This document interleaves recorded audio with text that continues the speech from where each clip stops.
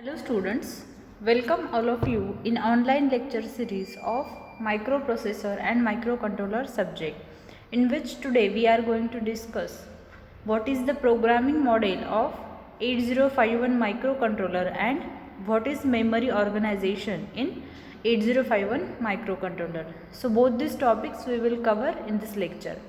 So my name is Pooja Subhashrao Deshmukh from International Center of Excellence in Engineering and Management College, Aurangabad. Today is our 22nd lecture on this subject. So in last lecture we have studied the pin diagram of 8051 microcontroller, which consists of 40 pins dual inline package, that is 40 pin DIP. Also it having some ports like port 1, port 2, port 3 and port 4. So the detailed structure of this pin diagram is we have studied in last lecture. So in this lecture we are going to see the programming model of 8051 microcontroller and what is in that, what is program counter and data pointer, then A and B CPU register, there are some flags and PSW flags, also memory organization. In that we will see program memory, that is ROM, in this lecture, and the remaining part we will cover in next lecture. So let's get started one by one. First of all, this is the diagram of programming model of 8051, which consists of some general purpose registers, that is bit addressable registers, then A register, B register. There are some timers and control signals which consist of this model. So we will see what is the working of this programming model. First of all, the programming model of 8051 which you can see in the figure. So it shows that as a collection of 8 and 16 bit register and 8 bit memory location. So this model is made up of 8 or 16 bit registers and 8 bit memory locations. Also these registers and memory locations can be made to operate using a software instructions or that are incorporated as a part of the design. So the program instructions have to do with the control of the registers and digital data paths that are physically contained inside the 8051 controller. So as well as there are some memory locations that are physically located outside this model. Also the model which is complicated by the number of special purpose registers or must be present to make the controller or microcomputer. So a cursory inspection of this model is recommended for the first time viewer or the return to the model as needed while progressing through the remainder of the text. So most of the registers have a specific functions, like those that do occupy an individual block with a symbolic name like A or THO or PC. So others which are generally indistinguishable from each other, or they are grouped in a larger block like such an internal ROM or RAM memory. So each register with a exception of the program counter that has an internal 1 byte address which is assigned to it, and some registers also which will mark with a asterisk in the figure. So these are both byte and bit addressables.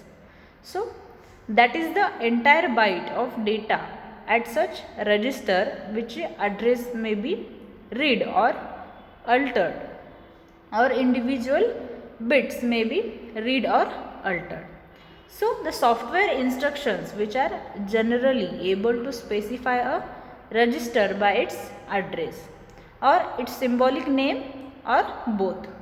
So the pinout of 8051 packages in a 40 pin DIP, that is we have already studied in last lecture, with the full and abbreviated names of the signals for each pin. And it is important to note that many of the pins are used for the more than one function or the alternate functions that are shown. So note all the possible features may be used at that time. So this is the just overall structure of this model. Also, programming instructions or physical pin connections which determine the use of any multi-function pins. For example, port 3 bit 0, then the abbreviation is port 3.0. It may be used as a general purpose input output pin or as a input RxD pin, RxD to SBUF, that is serial data receive register. Also, the system designer decide which of these pins it have to be used and design the hardware and software which is affecting that the pin accordingly. So this is just basic introduction of this programming model. Now we will see next bit, that is program counter and data pointer. Also this block contained in a programming model of 8051 microcontroller. So the the 8051 contains two 16-bit registers, that is program counter and data pointer. Program counter is also PC or data pointer as a DPTR. So each is used to hold the address of the byte in memory, or these two blocks we are use here because we have to just hold the address of the byte in the 8051's memory.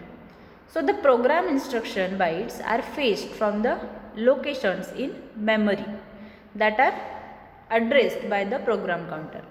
So the program, that is ROM, may be on chip at addresses that is 000H to 0FFFH, or the external to the chip for the address that is exceeds the 0FFFH, or totally external for the addresses from the 0 to FFFFH. Then the program counter is automatically incremented when after every instruction byte, or which is fetched and may be also altered by a certain instruction. So the program counter is only register that does not have any internal address. So this is the main function of this program counter is what? It does not having any internal address. The next one is DPTR. DPTR is what? DPTR is a register which is made up of two 8-bit registers. Means the address of this is 16-bit. As the name, DPH and DPL that are used to furnish memory address for internal and external code access and external data access. So the DPTR is under the control of program instructions, and that can be specified by its 16-bit name, that is DPTR. Or next method is what? By each individual byte name, that is DPH and DPL. So the DPTR does not have a single internal address like DPH and DPL are each assigned as an address. So this is program counter and data pointer. Then next one is A and B CPU registers. Means what? The 8051 contains 34 general purpose or working registers. So the two of these registers, that is A and B, which comprise the mathematical core of the 8051 or central processing unit, which is also called as CPU. The other 32 are arranged as a part of internal RAM in that 4 blocks, that is B0 to B3 of 8 registers, each having name to 0 to R0 to R7. Then the register A, or which also known as a accumulator. Accumulator is a register or it is the most versatile register of the two CPU registers, and this is used for the many operations including addition, subtraction, integer multiplication, division and boolean bit manipulation. So these are some uses of the accumulator. Then a register is also used for the all the type of data transfer between 8051 and any external memory. Here the instruction is given like the B register is mainly used for the multiplication and division operation along with the register A. Means what? MULAB or DIVAB, and it has no other function other than as a location where data may be stored. So this is all about A and B CPU registers. The next one is flags or PSW. So PSW is nothing but a program status word. So the flags that are 1-bit registers which provided to store the result of a certain program instruction and other instructions that can test the condition of the flags and make decisions based upon the flag states. So in order to that, the flags may be conveniently addressed like they are grouped inside the PSW or program status word and power control registers like PCON. So the 8051 has a 4 math flags. Math means what? It perform mathematical operations or that respond automatically to the outcomes of math operations, and 3 general purpose user flags that can be set to 1 or clear to 0 by the programmer. So the math flags which include carry flag, auxiliary carry flag, overflow flag and parity flag. Then user flags are FO, GFO and GF1. So they are general purpose flags which can be used by the programmer to record some event in the program. Also note that all of the flags that can be set and clearly by the programmer at its will. So the math flags, however, are also affected by the math operations. Math operations means what? Addition, subtraction, multiplication, like this. So the PSW flag you can see in the figure. So this is a PSW flag which contain math flags like user program flag, that is FO, and the register select bits that can identify which the 4 general purpose registers or register banks which is currently in use by the programmer, and the remaining 2 user flags, that is GF0 and GF1, are stored in PCON register. So this is all about PSW flag. So here you can see that PSW status word, that is 7th bit is CY, that is carry, 6th bit is auxiliary carry, 5th bit is F0, 4th bit is RS1, RS0, 2nd bit is overflow flag, 1 is for null and P for parity. So in this way it will works. Then next one is memory organization. So there are 2 types of memory organization in the 8051 microcontroller. The memory which is separated in the 2 types, that is program memory which is also known as ROM and data memory which is also known as a RAM. So the program memory of the 8051 microcontroller which is used for storing the program or which is to be executed, it is nothing but an instructions. So the data memory on the other hand which is used for storing temporary variable data and intermediate results. So we will see what is this. Again the controller has both internal RAM and internal ROM. So if the internal memory is inadequate, you can add external memory by using the circuits to the controller. So first of all we will see program memory. So program memory is also known as ROM, that is read only memory in the controller.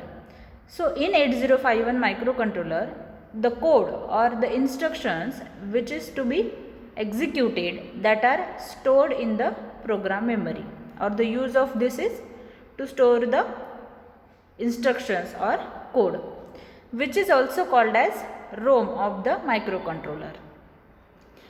So the original 8051 microcontroller by the Intel, it having 4 KB of internal ROM, and some variants like 8051 and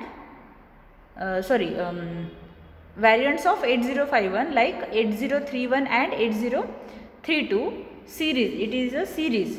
It doesn't have any internal ROM, that is internal program memory. So and must be interfaced with the external program memory with an instruction which is loaded in that. So almost all the modern 8051 microcontrollers like 8052 series, it have an 8 KB of internal program memory, that is ROM, in the form of flash memory, and provide the option of reprogramming the memory. This is the added advantage of this memory, that is it having the option of reprogramming of memory. Here you can see the 8051 program memory is look like it having CPU and program memory. Then we will see using both internal and external program memory with the 8051 microcontroller. So in case of 4 KB of internal ROM, the address space which is 000H to 0FFFH, if the address space, that is program address, exceed this value, means what, 002 FFH. So if exceed this value, then the CPU will automatically fetch the code from the external program memory. Again for this there is EA, that is external access pin or EA pin, must be pulled at high, that is 1. Means what, when the EA pin is high, the CPU first fetches instruction from the internal program memory in the address range, that is 0 to 0FFFH. And if the memory address exceeds this limit, then the instructions are fetched from the external ROM or in the address range of 100H to FFFH. So this is next criteria. Again there is another way to fetch the instruction with using both internal and external. In this criteria there is only external program memory with the microcontroller. Means what, there is another way to fetch the instruction. Means what, if you ignore the internal ROM and fetch all the instructions only from the external program memory, that is external ROM. For this scenario, the EA pin must be connected to the ground, as you can see in the figure.